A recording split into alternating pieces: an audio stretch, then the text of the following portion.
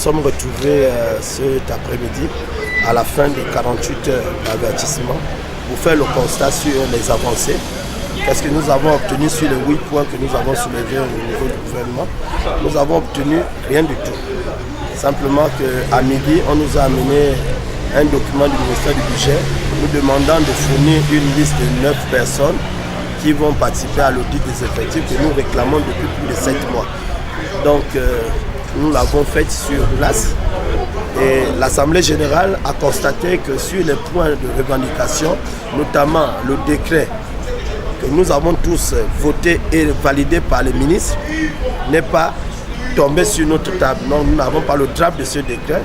Nous n'avons pas une lueur sur l'harmonisation de nos primes. Les nouvelles grilles ne sont pas harmonisées.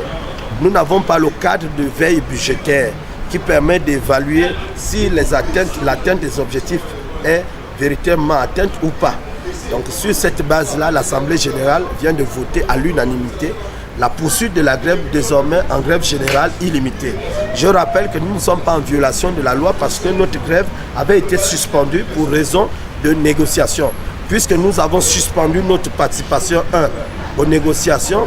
Deuxièmement, nous avons lancé une grève et nous avons relancé la grève. Et donc aujourd'hui, l'Assemblée générale nous a confortés dans cette position pour dire que la grève désormais est générale, elle est illimitée. Seulement, la loi dit que lorsque une grève est lancée, les structures s'organisent pour faire le service minimum. Et c'est pourquoi notre grève générale illimitée va commencer tous les jours à partir de 10 heures. Donc les agents des régies financières et des administrations assimilées, affiliées à la Fédération des syndicats des régies financières, ont l'obligation d'être au bureau de 7h30 jusqu'à 10h.